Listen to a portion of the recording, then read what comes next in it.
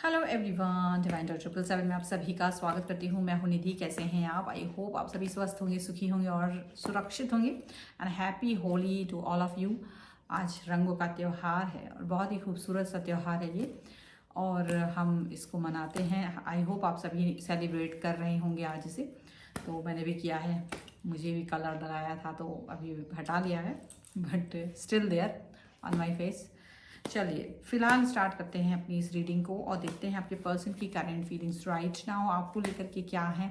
So angels, universe and divine please guide करिए मुझे और बताएं जो मेरे व्यूअर्स हैं उनके पर्सन उनके बारे में क्या सोच रहे हैं।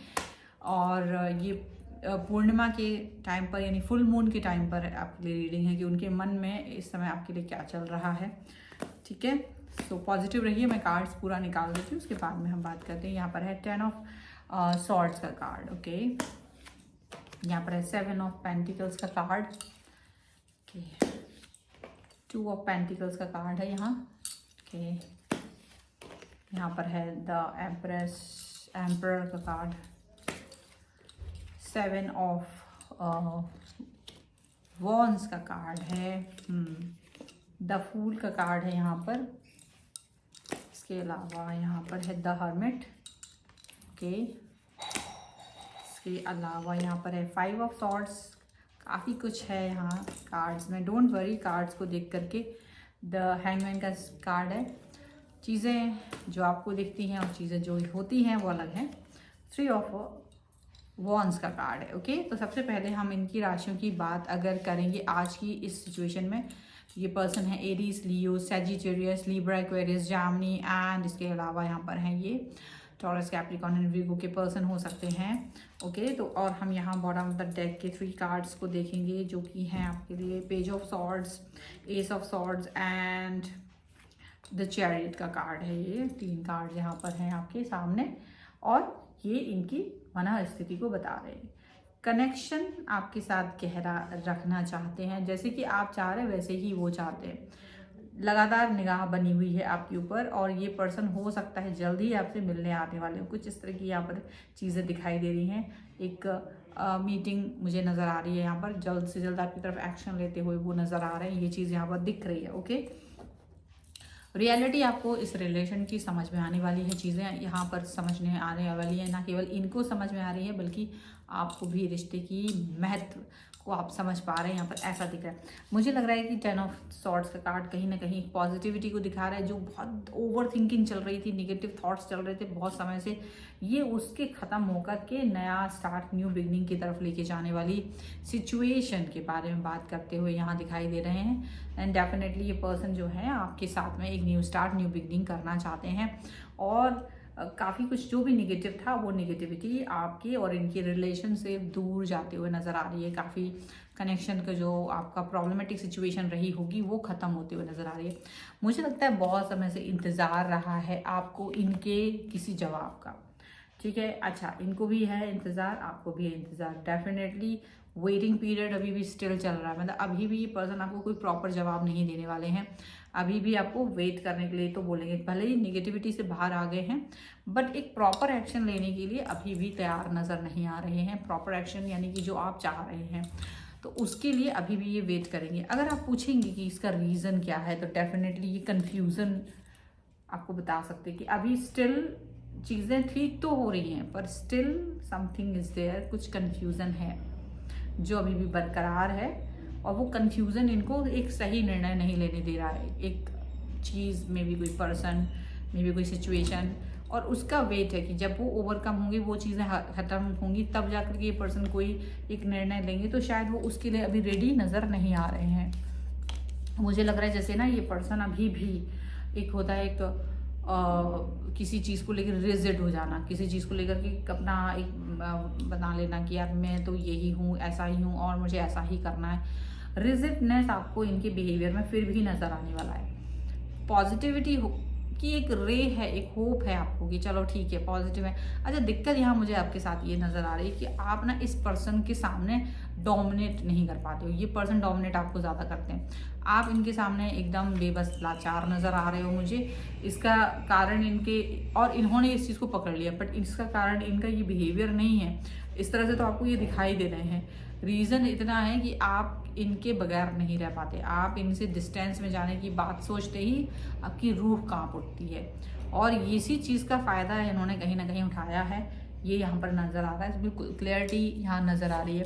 अब ये पर्सन जब भी आपका कोई सवाल, जब भले ही आप कहें कि भाई आप तो नेगेटिविटी से दूर हो गए हैं, आप मेरी तरफ आ रहे हैं, तो वो उसमें कोई दो राय नहीं कि आपकी तरफ नहीं आ रहा है, बिल्कुल आ रहे हैं, मिल लेंगे, बात करेंगे, सब कुछ है, नेगेटिविटी भी हट रही है। पर अभी भी पिक्चर एकदम क्लियर नजर नहीं आ रही। मुझे लग रहा है अभी भी वो डाउट्स होंगे। अगर आप उनसे, जैसे आपके दिमाग में 10 क्वेश्चन हैं आपके मन में कि मेरे को ये 10 क्वेश्चन इनसे पूछने हैं, उसमें से सिर्फ किसी एक का जवाब मिलेगा या ज़्यादा से ज़्यादा 2 का जवाब मिलेगा। बाकी के और जो आपके क्वेश्चंस रहेंगे उसका जवाब आपको नहीं मिलने वाला है।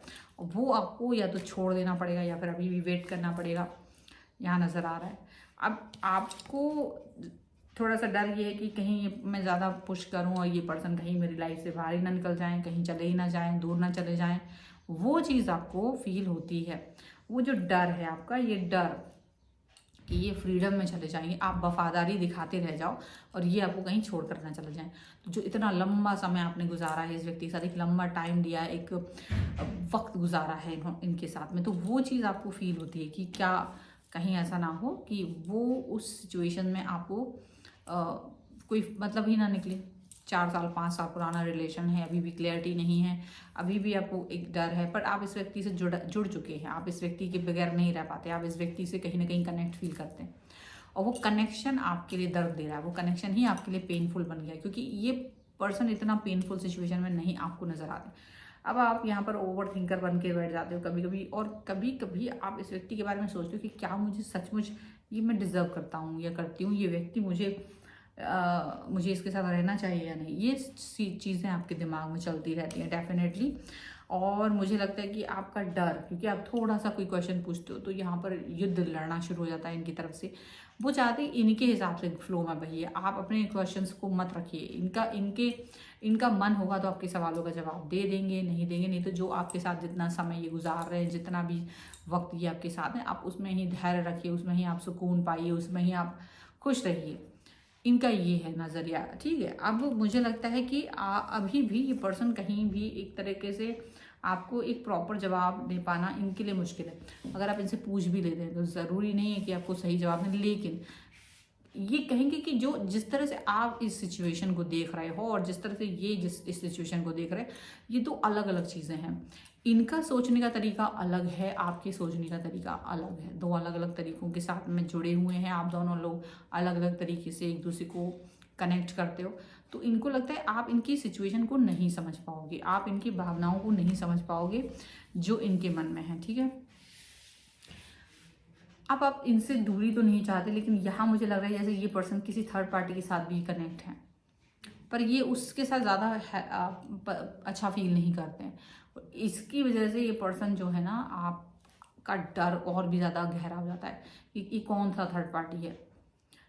आप इस थर्ड पार्टी को एक्सेप्ट नहीं कर पाते हो क्योंकि आप इस रिश्ते में बहुत पहले से हो, इस रिश्ते को आपने बहुत वक्त, बहुत टाइम, बहुत वैल्यू दी है। और ये पर्सन का रिजिडनेस, इस पर्सन ने आपको रिजिडनेस दिया और उसकी वजह से आप इस समय पर ये सिचुएशन में बैठे हुए हो कि सिर्फ आप इनके इशारों पे नाचते हो या आप सिर्फ इनकी मूड के हिसाब से वर्क करते हो। तो दिक्कत यहाँ पर ये आ रही होती है। अब क्योंकि आपने इनको ज़ीरो वाली सिचुएशन में देखा है, आपको पता है कि ये कुछ भी नहीं थे, तब आप इनके साथ जुड़े हुए थे। और जब आप आज ये थोड़ा बहुत कुछ है, अगर ये कहीं स्टैंड करते हैं अपनी लाइफ में, कहीं थोड़ा बहुत स्टेबिलिटी की तरफ जा रहे हैं, तो ये पर्सन आपको पीछे छोड़कर आगे बढ़ने की कोशिश करते हैं। कभी कभी आपको ये फील होता है। जाहिर सी बात है, जब आप किसी व्यक्ति के साथ होते हैं और उसके अनुभवों को अच्छे से आपने देखा होता है, उसके उतार चढ़ाव को आपने अच्छे से देखा होता है, तो आपको लगता है कि ये पर्सन को मैं डिजर्व करती हूँ या करता हूँ। इसको इतना वक्त देने का मतलब ये था कि इस रिलेशन को हम कहीं ना कहीं इंपॉर्टेंस दे रहे हैं। ज़ीरो से उसका सफ़र आपने देखा होता, अप एंड डाउन्स देखे होते, तो वो आप उसको डिजर्व कर रहे होते हैं, आपको लगता है। और ये सच भी है, और यही रीज़न है कि ये पर्सन कंफ्यूज है एक्चुअल में। ये जो कार्ड आया ना, ये कन्फ्यूज़न का, अगर ये किसी थर्ड पार्टी के साथ भी हैं तो ये कन्फ्यूज़न इनको इसी वजह से और भी ज़्यादा हो रहा है, और इसी वजह से ये पर्सन आपकी तरफ ज़्यादा है, क्योंकि इनको भी मालूम है कि जो इंसान एक इनको आपने एकदम लोअर लेवल पे देखा था, एक ज़ीरो जहाँ ये कहीं नहीं थे, कुछ भी नहीं थे, और वहाँ से आपने इनका सफ़र जो देखा है इतने वर्षों में, आप इनको अच्छे से समझते हो, उनके बिहेवियर को अच्छे से जानते हो, इनके अप एंड डाउन्स को अच्छे से जानते हो, और वहाँ जो इंसान जो अब मिला है इनकी लाइफ में, अब आया है, वो इंसान इनको उतने अच्छे से नहीं जानता है। तो ये ही इनका कन्फ्यूज़न है, इसीलिए आपको वैल्यू भी ज़्यादा देते हैं। दिक्कत इतनी सी है कि आप इस बात को पचा नहीं पा रहे हो कि चलो ठीक है, आपको अंडरस्टैंड करना है, टाइम देना है, इट्स ओके, लेकिन ये थर्ड पार्टी आपकी लाइफ में क्या कर रहे हैं। तो ये मेन आप लोग के बीच का जो झगड़ा है उसका रीज़न सिर्फ और सिर्फ यही है। अब इससे बाहर निकलने का तरीका तो बहुत कुछ है, लेकिन ज़रूरत है आपको थोड़ा सा रुकने का, धैर्य रखने का, और जस्ट पेशेंस के साथ ये देखने का कि ये किस करवट बैठते हैं। ज़्यादा वक्त मत दीजिएगा, जितना भी वक्त देना चाहते हैं उतना ही वक्त दीजिए, पर इस रिश्ते का निर्णय आपके ही हाथों में होगा। किसी को छोड़ने के डर की वजह से आप अपनी आत्मा को कुचल नहीं सकते, किसी के चले जाने के भय से, क्योंकि आपने उसे इतना वक्त दे दिया है। तो अगर वो आपको छोड़कर जा सकते हैं तो ऐसे इंसान को तो आप पहले छोड़ दीजिए मेरे ख्याल से। तो ऐसे इंसान का डर आपके मन में पल रहा है तो आप कुछ और नहीं कर पा रहे, किसी और तरफ आपका ध्यान नहीं जा रहा है। इससे बेहतर इंसान आपकी वेट कर रहे हैं, ये भी हो सकता है। ये सबके लिए नहीं है, बट जिनके लिए भी है वो उनको समझ आ रहा होगा। ये वो फ्रस्ट्रेटेड लोग हो सकते हैं जो बहुत समय से इसका आंसर ढूंढ रहे हैं। लेकिन सच तो यही है कि ये पर्सन आपको अभी किसी निर्णय पर नहीं जाते हुए दिखेंगे, कंफ्यूज दिखेंगे, और कंफ्यूजन का रीज़न मैंने आपको बता दिया है। थर्ड पार्टी का होना का सिचुएशन भी, अब क्योंकि वो लाइफ में कोई आ जाए तो भगा तो सकते नहीं उसको, लेकिन हाँ इनकी वो लाइफ में वो व्यक्ति है, ये पर्सन आपको पसंद नहीं, आप इससे परेशान ज़रूर नज़र आ रहे हैं, लेकिन फिर भी इसका समय पर आपको आंसर मिल ही जाएगा। ठीक है, सो ये है रीडिंग। अगर आप इस पर क्लेम करना चाहते हैं वीडियो लाइक कर दीजिए, चैनल सब्सक्राइब कर लीजिएगा अगर अब तक नहीं किया है तो। पर्सनल रीडिंग के लिए आप आ सकते हैं, व्हाट्सएप नंबर आपकी स्क्रीन पर है। रीडिंग स्टार्ट है 199 रुपीज़ ऑनवर्ड्स। मिनी रीडिंग से लेके डिटेल रीडिंग तक करवा सकते हैं। आपको ये वीडियो कैसा लगा मुझे कमेंट बॉक्स में ज़रूर बताएगा। मिलते हैं एक नई रीडिंग के साथ जल्द ही, तब तक देखते रहिए divine tarot 777। Thank you for watching, bye.